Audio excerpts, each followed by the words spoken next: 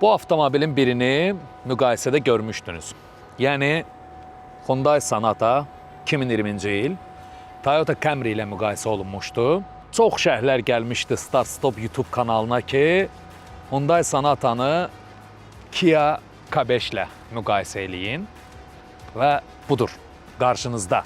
Start Stop'da Hyundai Sonata və Kia K5 müqayisəsi. Mən Marat Namazov Start Stop verilişinin start düyməsini sıxıram.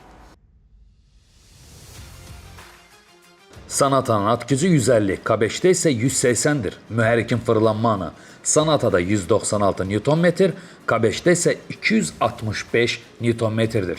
Sonatanın bagaj həcmi 462 litr, K5'də isə 453 litrdir. Sonatanın bagaj həcmi 1500 kg, K5'də isə 1450 kg-dır. Sonata qarışıq rejimdə 7,5-8,5 litr aralığında yanacaq yandırır. K5'də isə bu rəqəm 7,2-7,6 litrdir. Sonata şəhər içində 9-10,5 litr yanacaq istifadə edir. K5 isə 8,1-8,4 litr. Trasda isə Sonata 6,5-7,5 litr, K5 isə 6,1-6,5 litr yanacaq yandırır.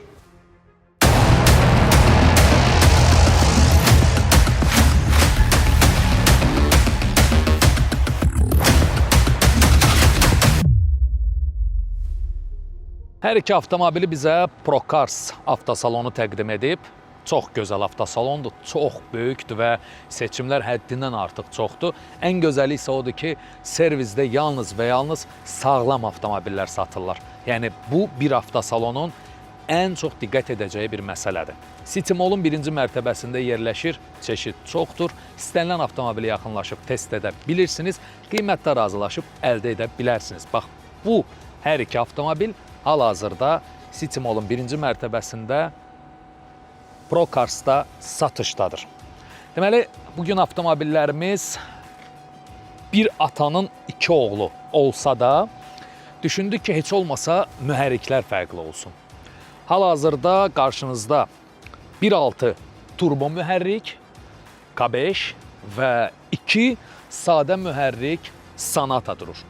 Bunların komplektasiyalarında 2 LPG, yəni qazla çalışan mühərrik də var və 2.5 GT mühərriklər də var, yəni GT seriyası adlanır bunlar. K5 GT Line seriyasıdır, buferlərinin lipalarından görürsünüz. Düzdür, bilmirəm bu sonradan əlavə olunub, yoxsa öncədən var idi, amma bu versiyalar, yəni bu görünüşdə olan versiyalar GT Line adlandırılır. Hyundai Sonata isə ənənəvi olaraq daha çox baxıram 2 mühərrikləri tərcih edirsiniz. 2 mühərrikləri daha çox sevirsiniz. Hər ikisini sürəcəm. At gücləri demək olar ki, bir-birlərinə yaxındır. Bütün detalları sizin üçün incələyəcəm. Və siz biləcəksiniz ki, bu iki avtomobildən hansı sizə uyğundur.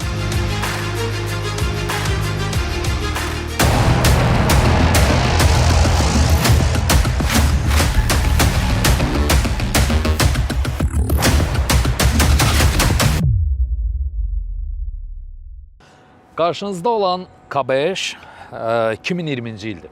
Məsələ 2020-ci ildən də Kia K5 5-ci nəsil satışa çıxdı. 2025-ci ildə facelift olundu. Yəni facelift olunan versiyalara satışa çıxdı. 2023-cü ildə isə artıq Cənubi Koreyada facelift versiyası təqdim edilmişdi. Sadəcə hələ ki satışa çıxarılmamışdı. Niyə K5 bəs hara oldu Kia Optima? Kia Optima bitdi. Yəni Kia Optima adında artıq bir avtomobil istehsal edilmir. Səbəb nədir? Araşdıranda gördüm ki, Optimanı daha çox Avropa bazarına, ən çox da İngiltərə, Almaniyada daha çox satılırdı. Və Avropalılar bu tip sedanlara, yəni D-Class sedanlara maraq göstərmədiklərinə görə əsasən hal-hazırda SUV, crossover və daha kiçik həcmli avtomobillərə üstünlük verdiklərinə görə Optimanın tələbatı azaldı. Və bu səbəbdən də Koreyalılar düşündülər ki, gəlin elə biz Amerikaya K5 adı ilə satdığımız avtomobili davam elətdirək yeni bir platformada və başlayaq elə K5-i yaşatmağa. Gördünüz ki, K5-i demək olar ki, Avropada heç yerdə görə bilməzsiniz. Çox nadir hallardadır, çünki o qədər də sevmədilər Avropalılar bu avtomobili. 1.6 turbo mühərrikdir, GT Line versiyasıdır və buferlərindən, bamperlərindən görürsünüz, lipalardan görünür rahat şəkildə. Avtomobilin aqressiv baxışı var və bir növdə Malibu'ya bənzətdim. Yəni Malibu facelift olunsaydı bu formada da oluna bilərdi əslində.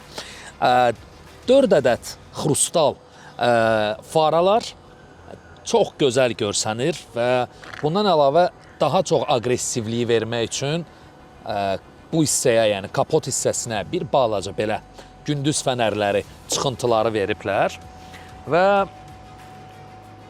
radiator barmaqlıqları 2 hissədən ibarətdir. Buradan və lipanın üstündə. Aqressiv görünüş var, sport görünüş var.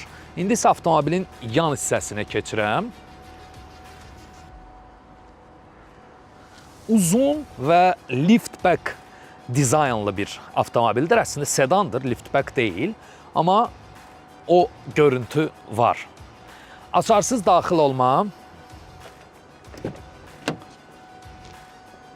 Yəni, yaxşıdır.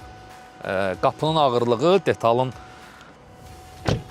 keyfiyyəti, yəni K5 keyfiyyətidir. Yəni, o bildiyiniz Seratolar falan, yəni o keyfiyyətdə deyil. Kifayət qədər detal ağır və keyfiyyətlidir. Avtomobilin arxasına keçəndə eyni önündə gördüyüm o idman üslublu dizayn arxasında da davam edir və bütün kuzovu qucaqlayan, birləşdirən stop faralar bu şəkildə. İşıq qaytarıcılar və 2 ədəd egzoz çıxışı. Bu hissədə unudulmayıb.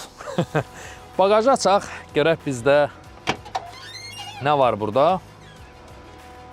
Kifayət qədər geniş bir bagaj. Burada isə əlavə olaraq ehtiyat təkəri və təkəri dəyişmək üçün çox səliqəli və kompakt şəkildə danqrat və təkəri dəyişmək üçün alətlər var. Amma bu hissələri istəyərdim operatorumuz götürsün.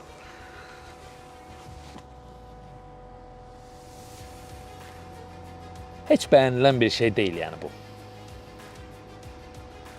Şərhi sizə buraxıram. Oturacaqlar açılır və bagaj da kifayət qədər geniş həcmə sahib olur.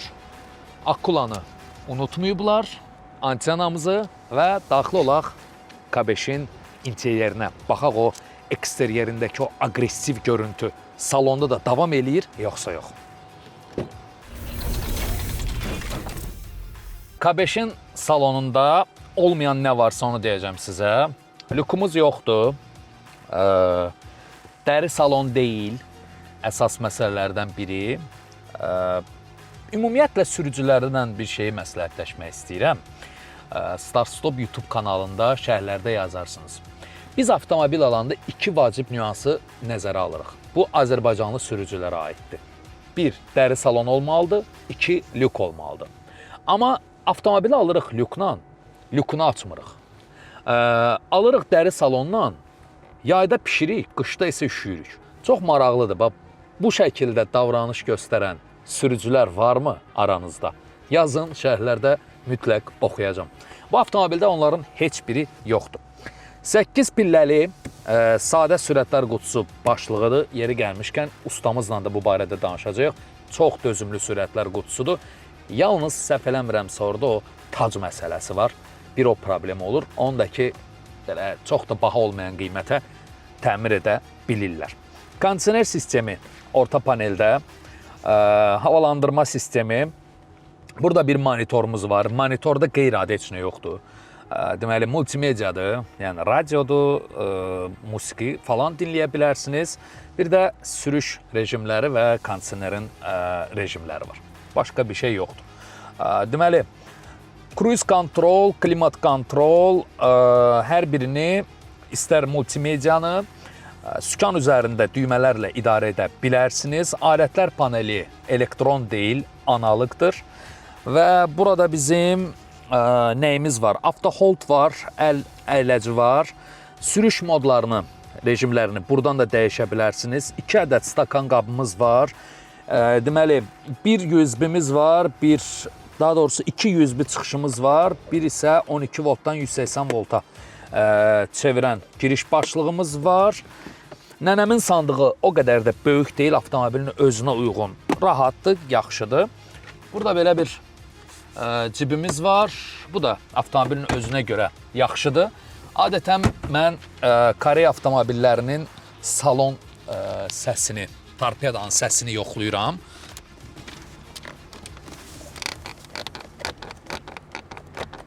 Yəni bu Koreya avtomobillərinin olmazsa olmazıdır. Bəli, var. Torpedanın səsi var. Torpedanın səsi var. Məsələn, bu səsi indi reklam olmasın deyə demirəm. Bəzi Alman avtomobilləri var ki, siz heç vaxt hiss eləyə bilməzsiniz. Neysə ki,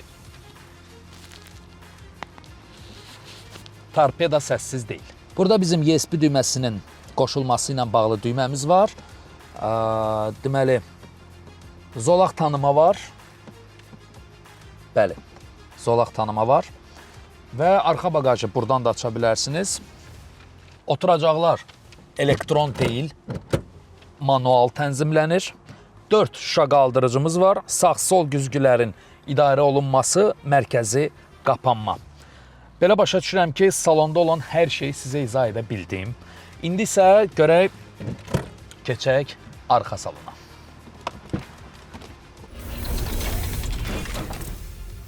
K5-in arxa salonu rahatdır, amma kasıbdır. Niyə? Çünki burada yalnız bir düymə var, o da pəncərənin yenib qalxması üçündür. Orta paneldə nə kondisioner çıxışı var, nə USB-si var, nə Allahın bir dənə bir cibi yoxdur ki, ora nəsə əlində olsa atasan. Yalnız dirsiyatlığımız var və oturacaqların arxasında belə bir cib var. Vəssalam. Hə, bir də darıxmayaq deyə işıq da qoyublar. Baş məsafəsi, yəni hündürlük kifayət qədər yaxşıdır. Diz məsafəsi də var, amma kasıb bir salonu var. Belə.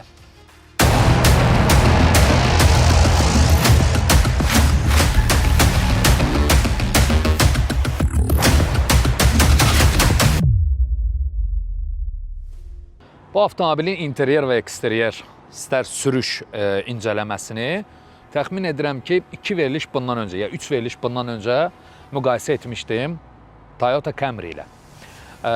Bəli, şərhlər gəldi ki, K5 ilə müqayisə edin. Ona görə yenidən bu avtomobili incələyirəm, amma sürətli keçəcəm. Sonata'nın 8-ci nəslidir.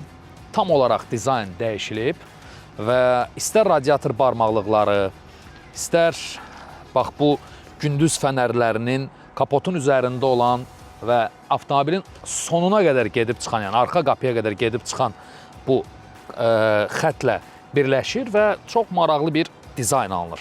İstər bamperin dizaynı, istər faraların dizaynı tamamilə bundan əvvəlki Hyundai Sonata nəslindən fərqlənir.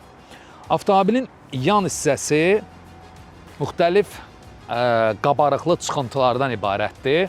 Qapı üzərində 2 ədəd bu şəkildə çıxıntı var və bu da dizayn olaraq fərqləndirir Hyundai Sonatanı özündən əvvəlki nəsillə. Açarsız daxil olma var avtomobildə. Qapının ağırlığı K5-dən daha ağırdır. Nəzərə alaq ki, bu da 2020-ci ildir, K5-də 2020-ci ildir. Sadəcə bu 8-ci nəsil, K5 isə 5-ci nəsildir.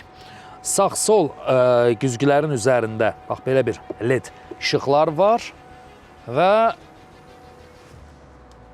akulamız var, həmişə olduğu kimi Sonata'nın üzərində və keçən dəfə şərhlərdə yazmışdılar ki, bu avtomobilin hardansa arxa baqajını açmaq olur. Axtaraq görək, hardan açmaq olur bu avtomobilin arxa baqajını. Deməli, düşünürəm ki, baxın, bax buradan açılan yeri yoxdur. Bax, burada elə bir düymə yoxdur ki, mən bu baqajı açım. Sonra, bax, hardadır bu baqajın açılma yeri? Bəlkə şəhərlərə baxaq, nə deyirsiniz? Sonatanın O'sunun ortasında demişdir.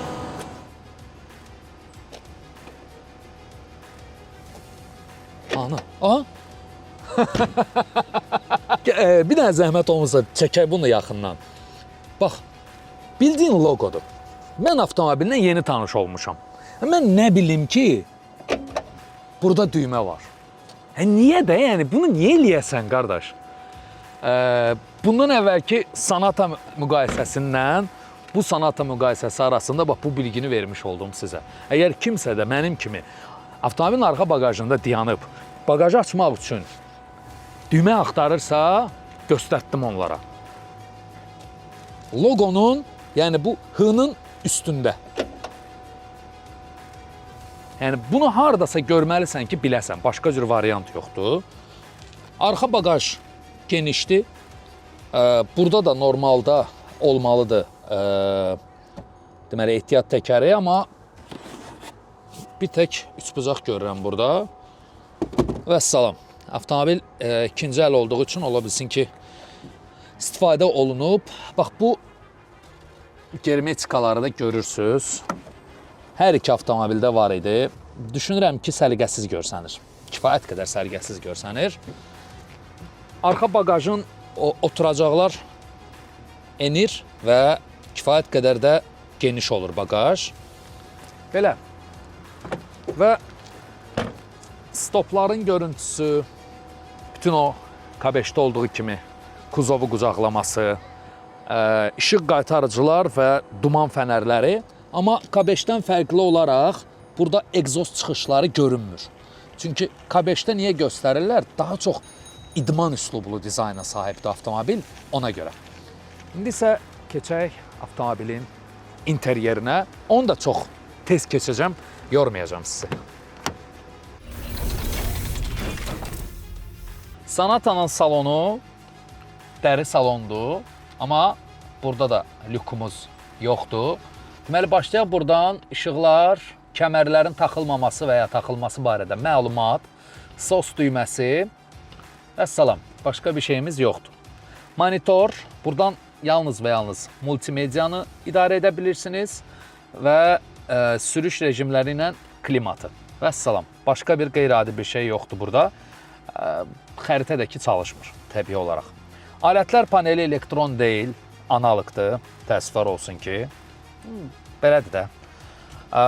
Klimat kontrol və cruise kontrol və multimediyanı, yəni demək olar ki, monitorda olan hər bir şeyi sükan üzərindən rahatlıqla idarə edə bilərsiniz. Maraqlı sürətlər qutusu başlığımız varmı deyim, başlıq da demək olmur buna. İdarə etmə paneli deyək. 6 pilləli sürətlər qutusudur, sadə avtomat sürətlər qutusudur. Burada cəmi 4 düymə var. R, N, D və P. Vəssalam, başqa bir şey yoxdur. Kamera, yəni ətrafı görmək üçün olan düymədir, sürüş rejimləridir və avtoholddur. Başqa bir düyməmiz yoxdur. Burada deməli 2 ədəd USB çıxışımız var. 12 voltdan 180 volta keçid başlığı var. 2 ədəd stakan qabımız var. Avtomobilin özünə uyğun həcmdə deməli dirsək atlığımız var. Özünə uyğun. Kondisioner sistemini buradan idarə edirsiniz və burada bir sükan qızdırıcımız da var. İndi isə baxaq, K5-də yoxladığım kimi Sonatada da torpedanın səsi var, yoxsa yox? Olmaz mı? Söhbət bir Koreya avtomobilindən gedir. Təbii ki, var. Torpeda səslidir, amma daha o Ceratolar kimi deyil də, yəni Riolar kimi deyil. Təbii ki, öz sinifinə uyğundur səsi də. Və indi oturacaqlar K5-dən fərqli olaraq bizdə olan komplektasiyadan söhbət gedir. Oturacaqlar düymə ilə təchiz edilib. Aha. Deməli, burada oturacaqların şişirdilməsi də var bel hissəsinin. Bu əla bir funksiyadır ya, yeri gəlmişkən deyim sizə. Narahat olursan, bəzən uzun məsafələrdə standart əyləşirsən, bel ağrıyır yəni. İstər-istəməz ayaqların, belin ağrıyır. Bu şəkildə heç olmasa istiqaməti dəyişirsən və daha rahat tənzimlənir sürücünün oturacaqda oturuş forması. Və salam. Hər iki avtomobili bizə Procars avtosalonu təqdim eləyib və hər ikisi satışdadır. Onlarda satışda çox avtomobillər var, bahalı avtomobillər də var, orta segment avtomobillər də var. Yaxınlaşa bilərsiniz, test drive edə bilərsiniz, qiymətə razılaşıb əldə edə bilərsiniz və ən əsası bir avtosalonun tam olaraq fikir verməli olduğu bir cəhət var. Procarsda yalnız və yalnız sağlam avtomobillər satılır. Çünki avtomobili yoxlayırlar, sonra satışa qoyurlar. İndi isə biz oturacağı tənzimləyək və keçək. Aha, mənim üçün tam uyğundur. Amma sükan tənzimlənməsi, o da var. Əla. Elə. Bunu da tənzimlədik. Keçək görək Sonata'nın arxa salonunda sərnişinlər necə səyahət edir? Rahatdır, yoxsa narahatdır? K5-dən fərqli olaraq daha doludur arxa salon. İstər havalandırma sisteminin çıxışı, klimatın çıxışı, istər USB giriş avtomobildə burada orta paneldə durur. Arxa oturacaqların isidilməsi və pəncərənin enib qalxma düymələri var. Dirsəyatlığı və stakan qablarımız da burada var. Amma görək burada orta panel var. Görək burada oturmaq nə qədər rahatdır. Təbii ki, ideal rahatlıq yoxdur. Amma daha Alman avtomobillərindəki kimi o ayaqlarınızı qaldırmağa ehtiyac da yoxdur. Düzdür, yaxşı olardı ki, bu avtomobildə 2 nəfər səyahət eləsin, amma 3-cü adama da düşünürəm ki, yer var və hətta baş məsafəsi də tam olaraq qaydasındadır. Diz məsafəsi də qaydasındadır. Rahat şəkildə lük olsaydı lap gözəl olardı, heç darıxmazdınız. Amma belə də pis deyil, yaxşıdır.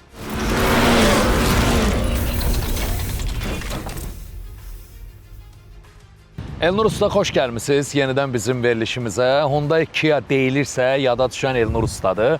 Çünki xatırladım bir daha, Elnur Usta Hyundai və Kia'dan başqa heç bir avtomobil markası ilə çalışmır. Yalnız və yalnız Hyundai və Kia, bu isə o deməkdir ki, adam bu markaların mütəxəssisidir. Elnur Usta, deməli bu günləri bizdə Hyundai Sonata 2 sadə atmosfer mühərrik və 1.6 turbo GDI K5 Kia'dır. Bu avtomobillərdə ən böyük problem nədir? Başlayaq Hyundai Sonata 2 mühərrikdən. Xoş gördük Marat bəy. Yenə də təşəkkür edirəm məni bura dəvət elədiyiniz üçün. İlk öncə Sonatadan başlayırıq. Bəli, bəli. Bəlkə K5-dən başlayaq ilk öncə. Yaxşı, olsun K5. Nəyə görə? Çünki K5-də deyiləcək sözlər çoxdur. O zaman əla, eşitək. Onda ilk öncə Amerika bazarı üçün istehsal olunan K5 1.6 turbo GDI mühərrikdən başlayaq. İlk öncə yaxşı tərəflərindən danışacağam. Yaxşı tərəfləri odur ki, avtomobildə yüksək performans var və əvvəlki nəslə baxanda əlavə olaraq təhlükəsizlik üçün toqquşmadan qorunma sistemi, mexanizmi quruluşdurulub avtomobilə. Düzdür, zolaq tutmadır, kör nöqtədir. Bunlar əvvəlki nəsildə də var idi, amma bunda əlavə olaraq toqquşmadan qorunma mexanizmi təcrid olunub. Deməli, bu avtomobilin yaxşı cəhətlərindən biri də yolda mükəmməl performansdır, sürəti. Bir də sürətlər qutusu sadə 8 pilləli sürətlər qutusudur. Yaxşı tərəflərindən biri də budur. Uzun ömürlü sürətlər qutusudur. Bunu Hyundai Kia sürücüləri də bilir, Hyundai Kia ilə çalışan hər bir mütəxəssis də bilir. Keçək mənfi cəhətlərinə. Mənfi cəhətləri həddindən artıq çoxdur. K5-dən söhbət gedir. Bəli, K5 1.6 GDI turbo mühərrikdən gedir. Mənfi cəhətlərindən ən pisi odur ki, avtomobil yanacaq tələbi mütləq 95 olmalıdır. Yəni 92 oktanlı benzinlə işləmir. Ən azı 95 oktanlı benzin olmalıdır. 92-yə qarşı çox dözmür mühərrik deyəcək. Deyərdim ki, hətta üzləşmişik ki, bir yanacaq çənini, məsələn 92 vurublar, bir yanacaq çəninə mühərrik sıradan çıxıb. İkinci olaraq avtomobildə GDI problemi olur, GDI-ın özündə problem olur. GDI tapılmır Azərbaycanda. Yəni söhbət farsunkalardan gedir. Həm farsunkalarda, həm də GDI mexanizmin özündə mexanizmin problem olur. özündən. Bir də ki, yüksək aşınma var bu mühərriklərdə. Bu da yağ tələbi 0,20 olduğundan Azərbaycanda indi bir çox yerdə başqa tələblərlə əvəz edirlər yağı. Ona görə də mühərrikdə aşınma tez gedir. Ən əsası, ən həssas yeri yanacağa qarşıdır. Yanacağı mütləq ki, yenə də deyirəm, 95 oktanlı benzindən işlətmək lazımdır. Bir də ki, Azərbaycan bazarında bir o qədər də özünü doğrultmayıb. Aha. Mühərrikdə belə başa düşdüm ki, yanacaq sistemində problem olur. Bəs mühərrikin özündə? Mühərrikin özündə onu deyirəm, aşınma tez gedir. Aha, aşınma tez gedir. Bəs turbo tərəfi? Turbo tərəfi pis deyil, turbo tərəfi yəni zəif deyil. Bir də bunların askı sistemində rulavoy kolonka dediyimiz rulavoy mexanizmdə problemlə çox üzləşmişik. Demək olar ki, 70-80 min kilometrdən bir onlardan sıradan çıxdığından üzləşmişik. Askı sistemi isə yaxşıdır. Askı sistemi yaxşıdır, yalnız sükan mexanizmi. O zaman sürətlər qutusu 8 pilləli əsas problemi nə olur bunların? Sözümlü də okey, bəs sürətlər qutusunda problemlə üzləşməmişik. Vaxtı-vaxtında yağı filtri dəyişilir, heç bir problemlə də üzləşməmişik. Yenə də deyirəm, mühərrikdir, yanacaq sistemi. Vəssalam. Bəli. O zaman keçək Hyundai Sonata 2 atmosfer mühərrikə.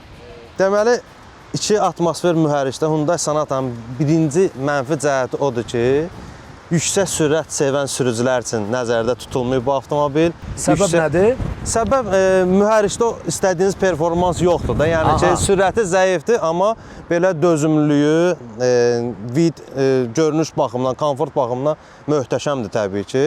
İndi təbii ki, bu mənim öz fikrimdir, amma sağdan soldan da eşidirik ki, mütəxəssis olaraq fikirləriniz bizim üçün çox Azərbaycan bazarında da çox sevilir. Yaxşı cəhətlərindən biri əvvəlki 2 sadə mühərrikə nisbətən bu 2 mühərrikdə elektron klapan tənzimləyən bir mexanizm qurlaşdırılıb. Bu nədir? Bu odur ki, məsəl üçün avtomobil tıxazda getdiyimiz vaxtı sadə mühərriklərdə klapan istər yüksək dövrlər sayında, istər aşağı dövrlər sayında klapan eyni açılıb bağlanır. Amma bu yeni nəsil 8-ci nəsil Sonatada bu elektron klapan tənzimləyən mexanizmdə isə klapan aşağı dövrlər sayında az açılıb bağlanır. Yuxarı dövrlər sayında çox açılıb bağlanır. Bu da benzinə qənaət, yanacağa qənaət. 92 yanacağından rahatlıqla istifadə 92 ilə də deməkdir. işləyir, problem görməmişik. Hətta mənim dostlarımda da var bu mühərriklə sürən Sonatalardan. Onlar 92 ilə işlədirlər, bir problem görməmişik. Əlavə olaraq nə var? Vakum sazdatel qurlaşdırılıb. Mühərrikdə əlavə olaraq köhnə 2 sadə mühərriklərə fərqli olaraq bunlardan vakum sazdatel də qurlaşdırılıb. Bildiyiniz kimi əyləc baxımından çox yumşaq əyləclənmə olur. Dediyim kimi sürətlər qutusu 6 pilləli sürətlər qutusudur, sadə sürətlər qutusu. Bir çox Hyundai Kia'nın üzərində gördüyümüz sürətlər qutusundandır. Onda bu avtomobilin mənfi cəhəti yalnız cəld hərəkətlənmə yoxdur. Qalan bütün müsbət cəhətləri özündə doğruldur. Askı sistemi necədir? Mükəmməl. Bunlarda da K5-ə baxanda deməli sükan mexanizmində problem olur, yoxsa olmur? Sükan mexanizmi mən görməmişəm. Belə bir şeylə rastlaşmamısınız, görməmişəm. deməli ki, olmur da. Görməmişəm. Çünki Azərbaycan bazarında da çox sevilən bir avtomobildir. Həm görünüş cəhətdən, həm də ki, dözümlülüyünə görə çox sevirlər. O zaman Hyundai Sonatanı alan sürücü, almaq istəyən sürücü əsas nəyə fikir verməlidir? Hyundai Sonatanı alan sürücü dediyim o klapan, elektron klapan tənzimləyici mexanizmə fikir verməlidir. Onun çalışıb çalışmamağına fikir verməlidir. Bəzən onun səsini Porsche səsi ilə səhv salırlar. Porsche və stakan səsi ilə gidrokompensator dediyimiz detalına səhv salırlar. Çalışmayanda o, elə bil ki, əvvəlki nəsil sadə mühərrik sürürsən.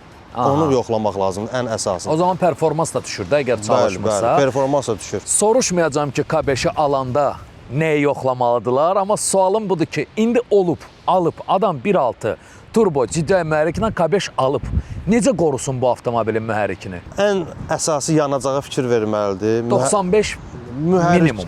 Minimum 95 benzinlə işləməlidir mühərrik. Bir də ki, mühərrikə çox ciddi qulluq olunmalıdır.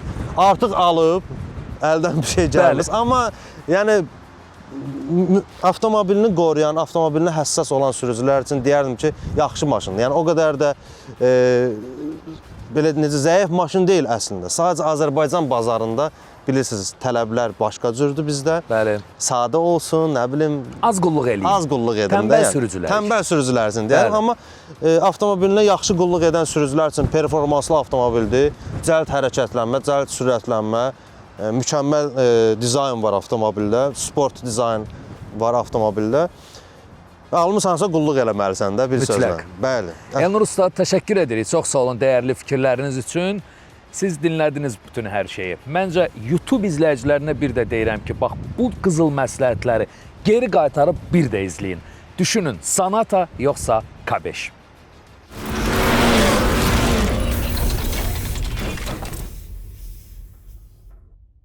K5-in salonundayam. Sürüş rejimini sportdan dəyişdim. Düşünürəm ki, bu avtomobili, qəşəng. Düşünürəm ki, bu avtomobili sürürsənsə elə sport rejimində sürməlisən. Çox qəşəngdir ya sport rejimində. Hop. Deməli biz əsas sürücüyə lazım olan yerindən sürətlənmə, qəfil əyləciləmə və dairəni test edəcək bu avtomobildə. Yerindən sürətlənmədə düşünürəm ki, operatorumuz bərk durmalıdır. Çünki sport rejimində çox qəşəng reaksiya verir qaz pedalına avtomobil. 1.6 turbo mühərrikdir. GDI mühərrikdir və yüksək təzyiqli farsunkalar durur bu avtomobilin üzərində. Yanacaq tələbi 2020-ci il olmasına və mühərrik və yanacaq sisteminə görə normalda 95 olmalıdır. Amma 92 ilə də sürürlər bu avtomobili. 92 ilə sürürsünüzsə mütləq və mütləq keyfiyyətli qatqılardan, yanacaq qatqılarından istifadə etməlisiniz ki, sonradan mühərrik və yanacaq sistemi sizi xərcə salmasın. İndi isə mən istəyirəm yoxluyum yerindən sürətlənməni. İdarə etmə çox rahatdır. Yəni, avtomobilin o aerodinamik dizaynı rahat şəkildə alın şüşəsindən çöl görüntünü təmin eləyir. Yəni, siz artıq mənə başa düşdünüz. Yəni, o qabarıq deməli, dizaynlarda sən önü daha yaxşı görə bilmirsən. Amma hal-hazırda kapot aşağı, bamperlər hər biri, yəni o aerodinamik dizayn imkan verir ki, tam olaraq avtomobildə sən yola hakim olasan. Elektrik, tam elektrik sükandır. Ona görə də çox rahat və yumuşaqdır. İndi isə yerindən sürətlənməni test edək. Görək, özünü necə göstərəcək. 1, 2, 3. Möhtəşəm. Gözəl, dərhal da sükan bərkidir. Sport rejimdə ideal yerindən sürətlənmə var avtomobildə. Cırmaq atdı ya asfalta. Gözəl. Oy. Gözəl. 1.6 GDI mühərrik. Turbo. Yerindən sürətlənməni etdik. Qaldı qəfil tormozlama. Görək bu sürət nə qədər təhlükəsizdir bu avtomobilin əyləc sistemi üçün.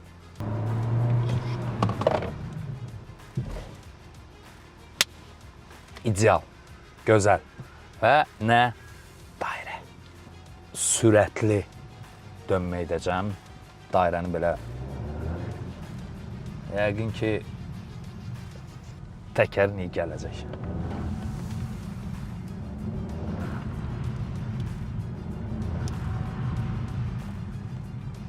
Çox yaxşıdır ya askı sistemi.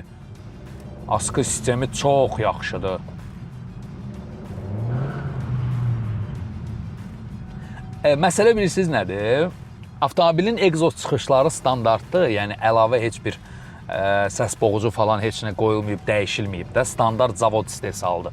Amma özünə görə yaxşı səsi var ha egzozun, yəni salondan hiss eləyirəm onu mən. İdealdır. Deməli, istər sürətlənmə, istər əyləcləmə, istərsə də dairə. Dörtlükdür bu avtomobildə. Bəyəndim, həqiqətən də bəyəndim.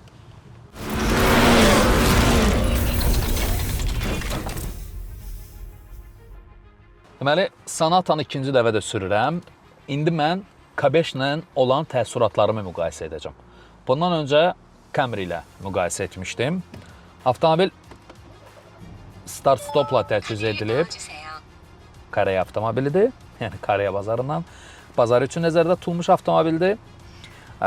Deməli, sükan tənzimlənib. Tam elektrondur.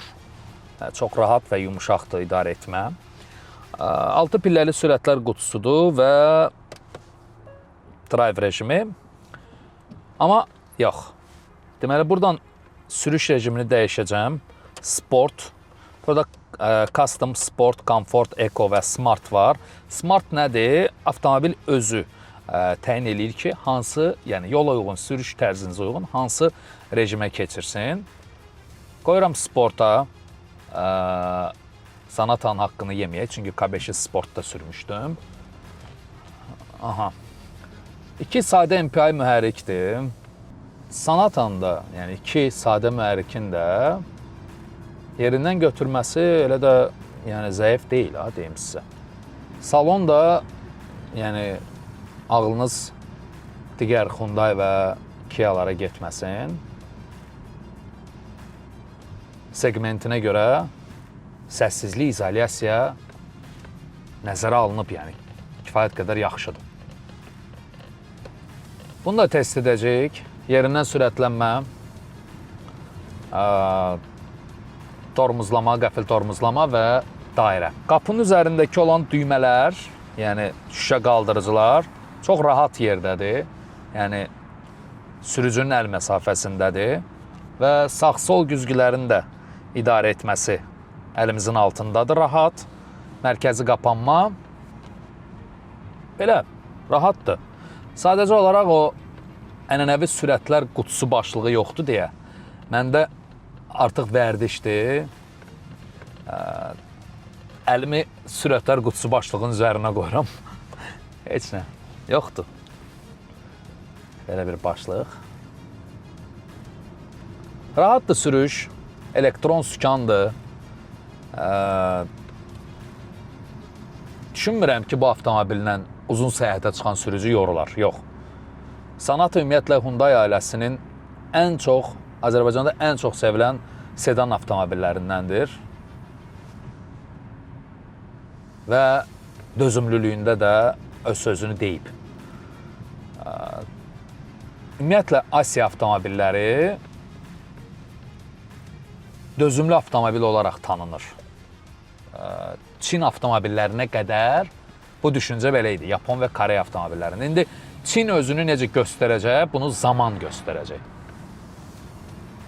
Amma istər Hyundai, istər Kia, istər Toyota, Mazda və digər bütün Asiya avtomobilləri hər zaman öz keyfiyyətini qoruyub saxlayıb. Yəni Azərbaycan sürücüləri bu markaları keyfiyyətli markalar olaraq tanıyır. Getdik. 1, 2, 3. Yox.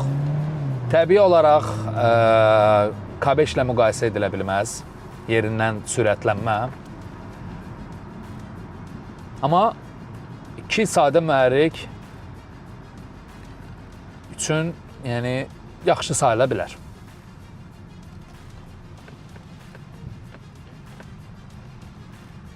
Yerindən sürətlənmə K5-dən zəifdir. Yəni turbo mühərrik deyil, 2 sadə mühərrikdir. Bu da gözləniləndir bu avtomobildən. İndi isə əyləci yoxlayacağıq.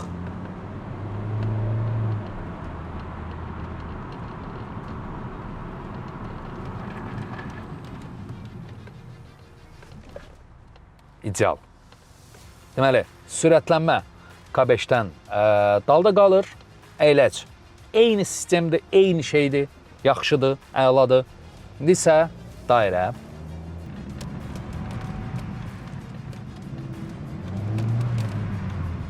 Ohohoho, sürüşür ha Kuzov, ha? Sürüşür. K5 sürüşmürdü ya. Bu sürüşür əməlli. Qəşəng. Sürüşür. Sürüşür amma adrenalin ləzzət eləyir. Kiçik bir həyəcan daxil olur sürücüyə. Belə bu avtomobil bunun üçün deyil əslində. Amma K5 ilə müqayisədə o kuzovun vasitə sisteminin nəticəsidir də.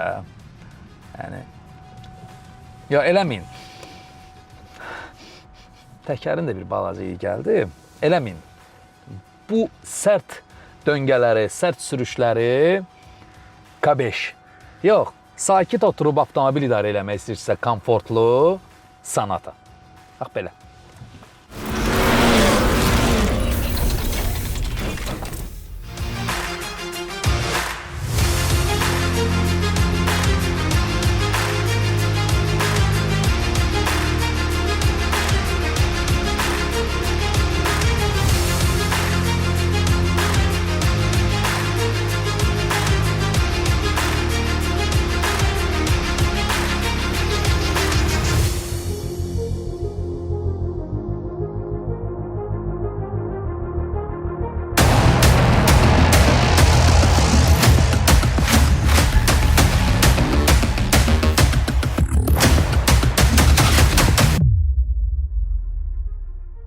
Hər iki avtomobili bizə Pro Cars təqdim edib. Onlarda o qədər avtomobil var ki, yəni salona girəndə adam başını itirir ki, hansını seçim.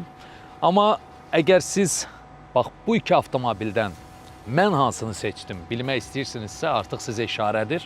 Verilişin sonudur və mən hansı avtomobilə söykənmişəmsə, seçimim də odur. K5 yoxsa Hyundai Sonata. Siz artıq bilirsiniz hansını seçmək lazımdır. Niyə? Çünki biz artıq bütün detalları xırdalığına qədər incələdik. Texniki göstəricilərindən tutmuş, usta məsləhətlərinə qədər. Mən Marat Namazov start-stop verilişinin stop düyməsini sıxıram.